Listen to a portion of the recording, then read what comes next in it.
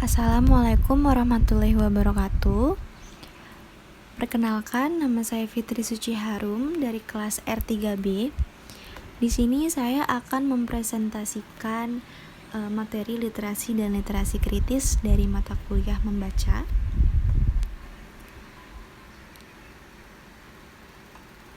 Yang pertama itu ada literasi dan literasi kritis. Yang akan saya bahas ada literasi membaca sebagai proses sosial, konsep literasi kritis, fokus kajian literasi kritis. Literasi kritis mengungkapkan praktik sosial dalam teks sastra dan sastra sebagai sarana menumbuhkan kesadaran kritis.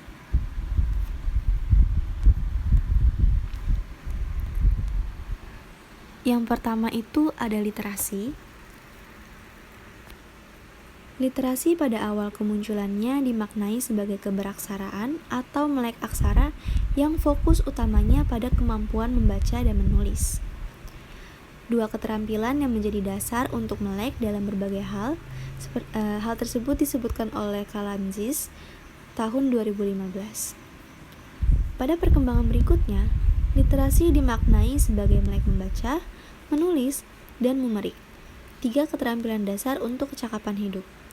Hal tersebut disebutkan oleh Kalantzis tahun 2015.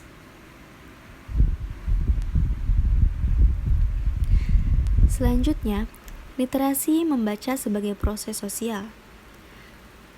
Paradigma membaca sebagai proses sosial merupakan reaksi kritis terhadap pandangan yang menyatakan membaca sebagai proses interaksi antara pembaca dengan teks yang terpisah dari konteks sosialnya. Hal tersebut dinyatakan oleh Hudson tahun 2007.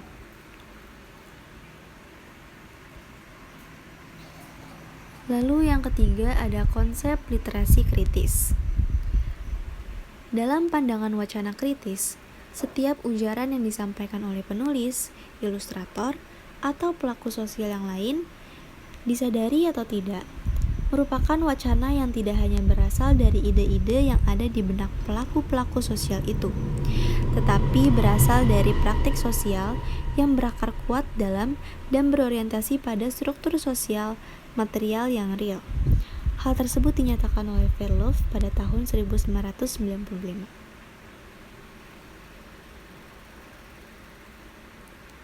Selanjutnya yang keempat ada fokus kajian literasi kritis. Yang pertama, setiap teks dikategorikan sebagai tindakan dan ada tujuan tertentu di balik tindakan tersebut.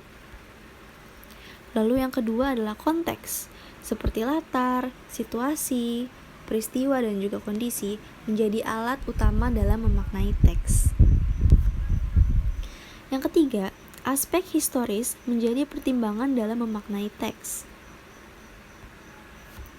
Dan yang terakhir, setiap teks dipandang sebagai bentuk pertarungan kekuasaan. Jadi tidak ada teks yang netral, wajar, tanpa tendensi. Dan yang terakhir ada ideologi tertentu di balik teks. Selanjutnya yang kelima, literasi kritis mengungkapkan praktik sosial dalam teks sastra. Praktik-praktik kekuasaan dalam khazanah sastra, khususnya sastra Indonesia ini, tidak hanya terjadi antar individu, tetapi juga antara individu dengan masyarakat. Hal ini dapat kita lihat dalam novel yang berjudul Ronggeng Dukuh Paruk karya Ahmad Tohari. Selanjutnya yang keenam, sastra sebagai wahana menumbuhkan kesadaran kritis terhadap praktik sosial. Sastra juga melibatkan penggunaan bahasa, imajinasi untuk merealisasikan, mengungkapkan kembali, membentuk, dan mengeksplorasi pengalaman manusia. Hal tersebut diungkapkan oleh Harrison dan Salinger tahun 2002. Di samping itu, sastra adalah abstraksi kehidupan dan kehidupan adalah kenyataan sosial. Hal tersebut dinyatakan oleh Sutejo dan Kasnadi pada tahun 2014. Sastra adalah potret dan produk sosial karena sastrawan adalah anggota masyarakat dan menciptakan karya untuk dinikmati, diapresiasi, dan juga sarana katarsis oleh masyarakat. Selanjutnya, menumbuhkan kesadaran kritis siswa terhadap praktik eksploitasi. Yang akan kita bahas ada hakikat eksploitasi dan juga model penumbuhan literasi kritis terhadap praktik eksploitasi.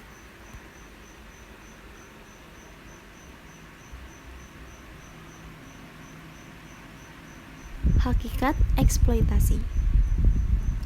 Eksploitasi adalah pemanfaatan secara sewenang-wenang atau berlebihan terhadap subjek eksploitasi untuk kepentingan ekonomi semata-mata tanpa mempertimbangkan rasa kepatutan, keadilan, serta kompensasi kesejahteraan. Misalnya, seorang majikan mempekerjakan pembantu secara semena-mena tanpa toleransi waktu istirahat, bekerja mulai jam 4 pagi sampai dengan jam 12 malam, tanpa gaji yang memadai bahkan tanpa digaji.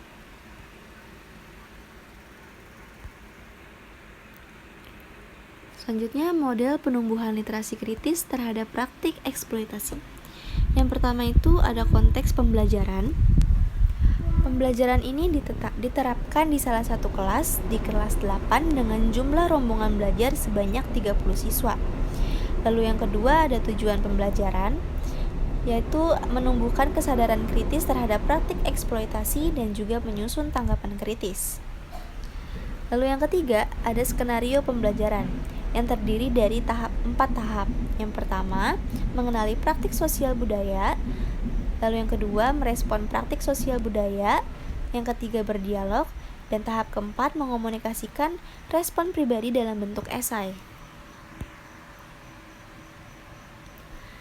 Tahap pertama, terdapat 3 kegiatan.